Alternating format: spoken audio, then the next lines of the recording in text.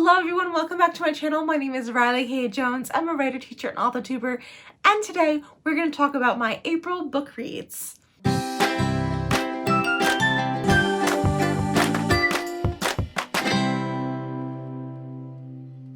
So this past April, I actually read a lot of books, so I'm really excited to talk to you about them all. If you have been following this channel for a little while, you know that I've been trying to read 22 books in 2022, and it's pretty insane how fast I've been able to just fly through books, and I'm only like 5 books away from meeting my goal, and it has only been 4 months reading so far. The secret to my success so far with reading more books and consuming more books has been through audiobooks. So this is not a sponsor at all, but I wanted to share the good news of this product. It is an app called Libby App. It is free to download and it connects to your local library so that way you can check out books via ebooks or even audiobooks without even having to leave your house. You can just download the app, click on the book that you want to check out, and it is right there on your phone, and I absolutely love that feature. So this month in April, I have read 5 books. 3 of them I have right here. The rest I don't have because they were digital copies that I got from the library.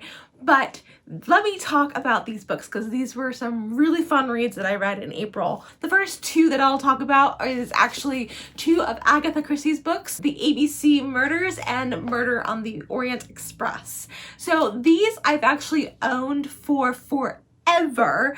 I've had these books since I believe like 9th or 10th grade in high school, and I just never read them. But I was like, oh, Agatha Christie, she's amazing. So I'm gonna keep on to these and I'm gonna read them eventually. And if you haven't seen my like book calculating video of seeing like how many books have I actually read that are on my shelves back here, these were 2 of the books that I actually had not read yet, and so I was getting into a bit of an Agatha Christie like vibe. I recently watched Death on the Nile.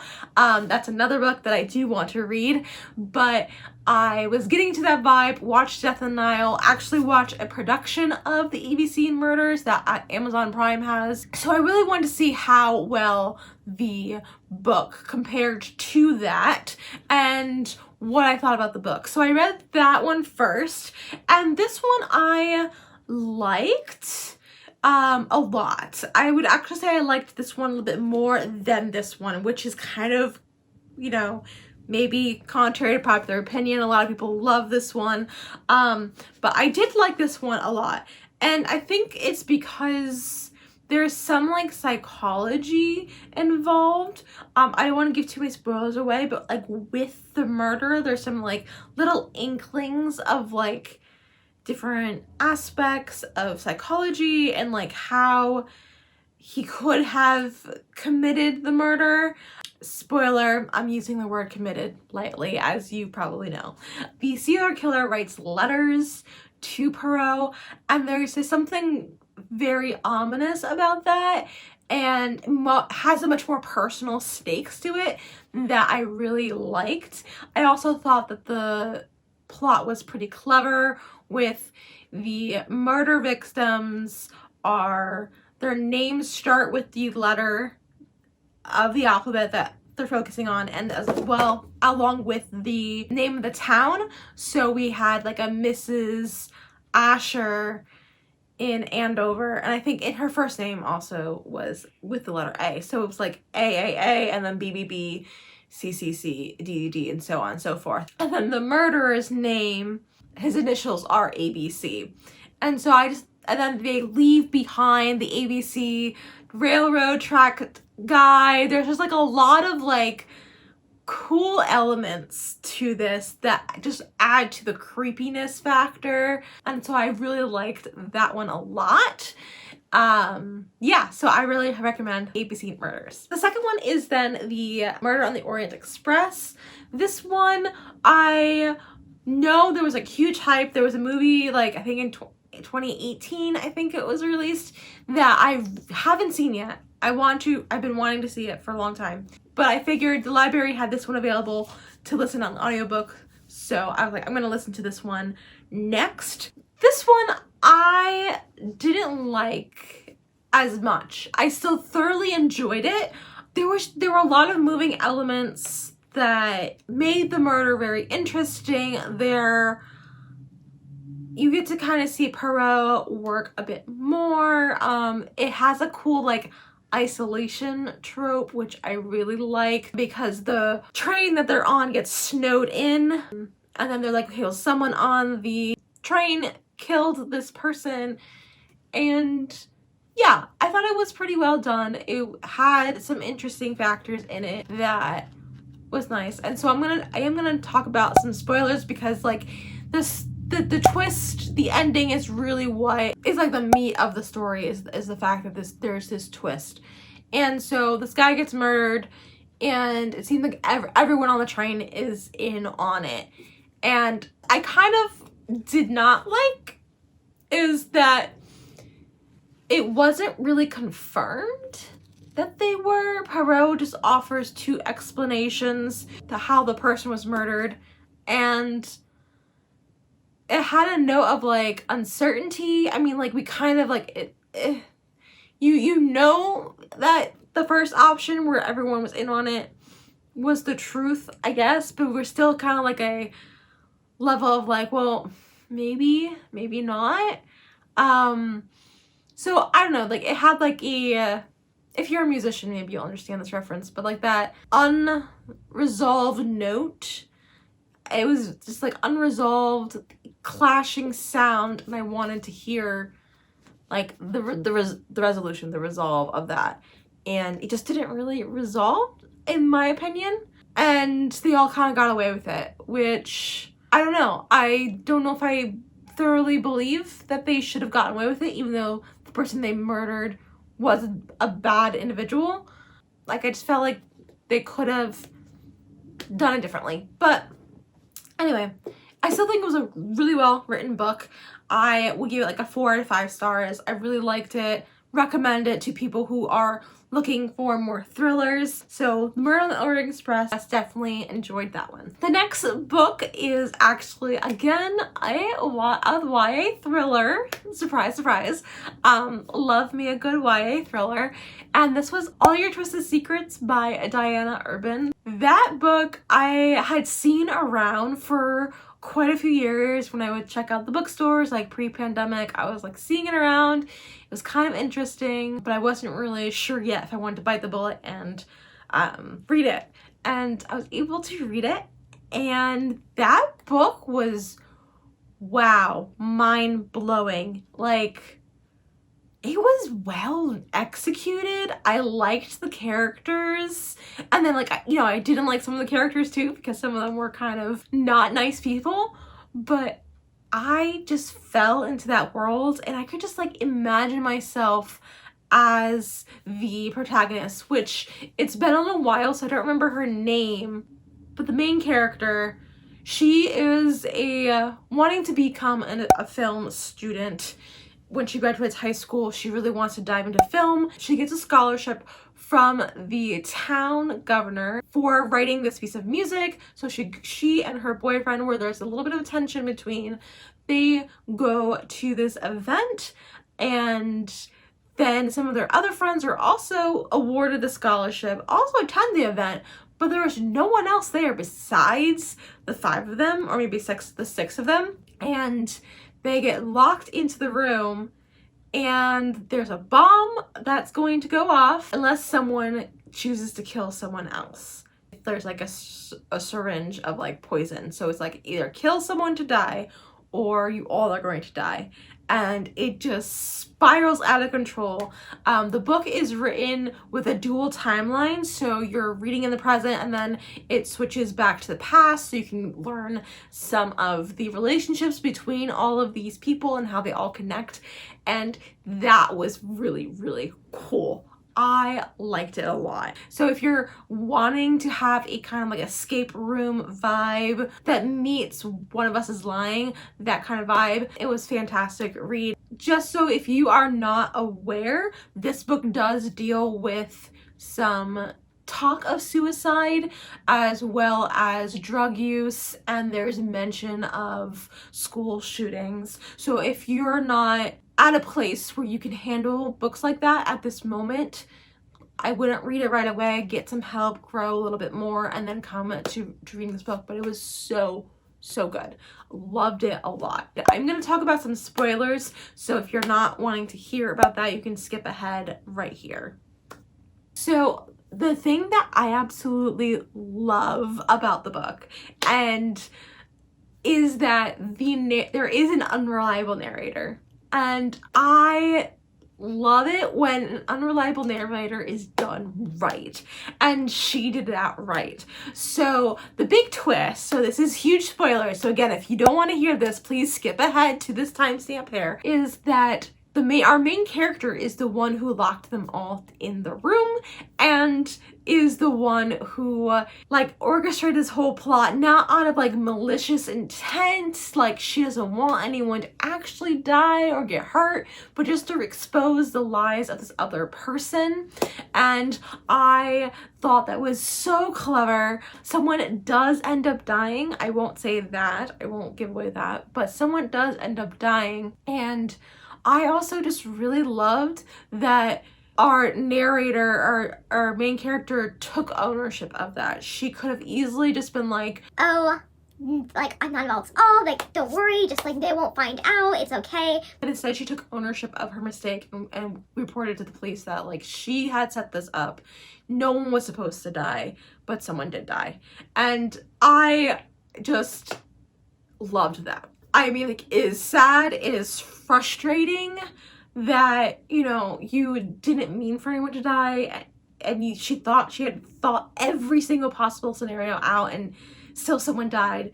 And, you know, but I just like really like admire that like the protagonist owned up to her mistake. I just love that so much. I stan those types of characters that see growth, you know, they grow through their books. So I really love that about this novel. So if you're looking for something like that, I highly recommend All Your Twisted Secrets by Diana Urban. The next book is also kind of a YA thriller. It is a book that I actually did not finish reading when I first bought it when it first came out, I think in 2015 or 2016. It is A Study in Scarlet.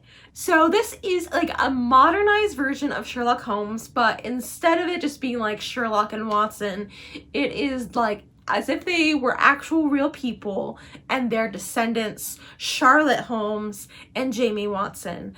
And when I first read the book, I could not get over like the stark differences between the characters, because I felt like they were trying to be carbon copies of the original, and I just did not like how they were modernized. But once I set those differences aside and realized, okay, this is like an alternate universe where Sherlock Holmes was a real person and somehow had descendants, and what that might look like.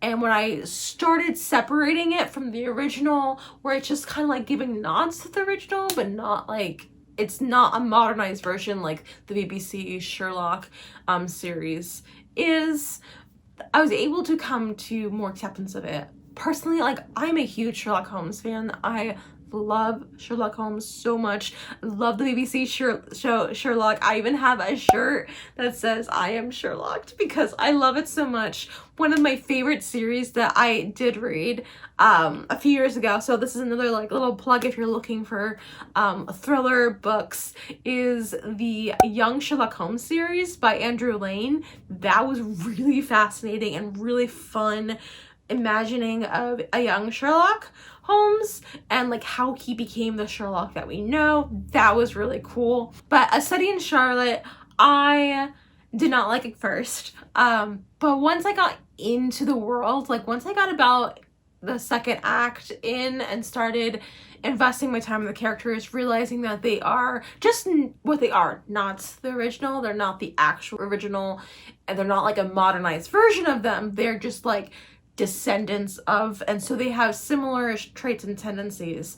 So I started liking it a bit more. I would probably give this book about 4 out of 5 stars. There were some things that I didn't love, but it was still a fun story to go through. The book also uses a lot of drug abuse. Like Sherlock, Charlotte has a drug addiction that she's trying to overcome, but still falls prey to. So that if you're like, I can't read something like that at this time, then maybe not read that yet. But so I didn't love that the author continued that kind of thought, especially because like they could have written that out, because I know like even the BBC Sherlock, they removed his smoking habit, because like Sherlock Prime, the original, like would always smoke a pipe, because back when Conan Doyle was writing these books, no one really understood the effects of smoking tobacco and other products on your health. So in the modern Sherlock from BBC, they removed that and they gave him like little like nicotine patches, like, you know, like he used to, this is something in his past, but he's overcome it. And she didn't do that way with Charlotte, and I felt like she could have removed that completely. I know it's a series, so I'm, you know, maybe one day, I'm still kind of like on the fence on whether I finish the series or not. Where she goes with that, like maybe she's able to overcome that. I have no idea. But anywho, I liked it. I felt like it was a good nod to Sherlock Holmes.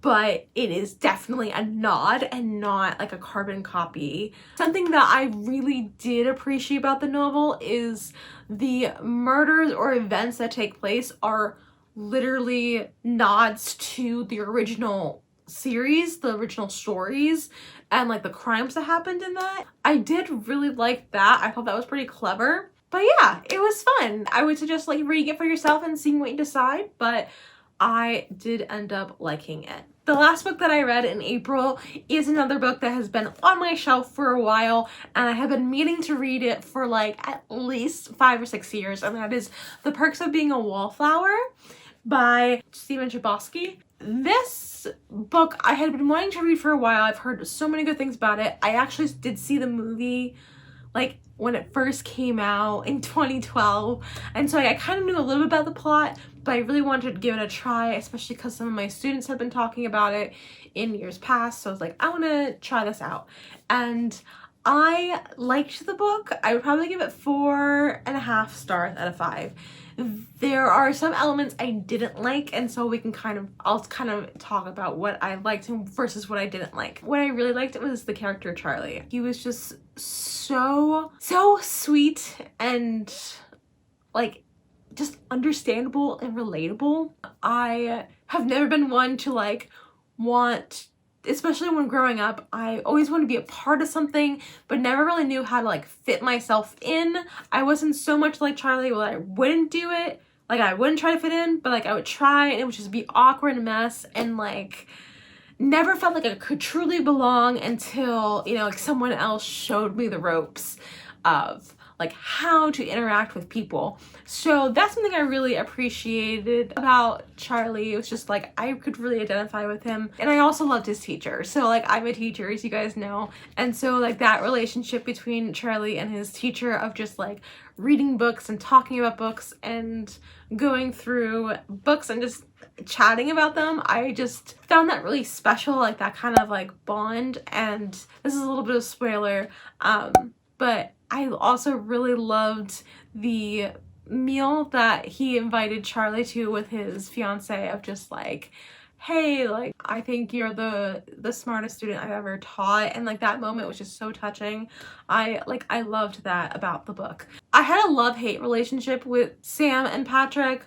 I thought they were like well-written characters, and they were, you know, unique and a little bit quirky, just like Charlie, but like, you know, quirky in their own different ways. And like I really admired that they like just took Charlie under their wing. There were some things I didn't like where like they both took advantage of Charlie, and so I didn't like that aspect of it when they took advantage of him. But at the same time, Sam says it best at the end, that like Charlie doesn't really voice his feelings and opinions, and so like that's on Charlie for that part of the side.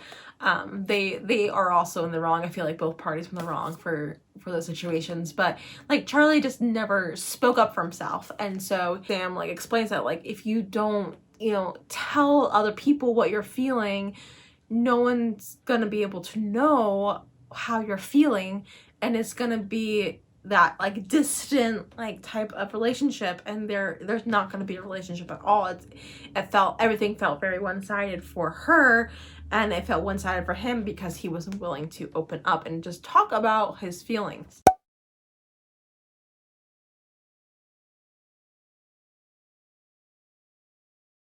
Another thing that I really liked seeing was Charlie's family's dynamic, and like how they were a good family, and like I loved that the siblings like all loved each other, even when they were like angsty teenagers and like would get into fights with each other, but that they all truly loved each other. I just felt like that was just so special. I really liked that aspect of the book as well. Some things I didn't like about the book was mostly just the amount of drugs and smoking that Charlie does. It was the 90s that the book takes place in, so like the whole don't do drugs movement was just really kicking off. The effects of smoking was just starting to come in to the media, so but I really did not like that.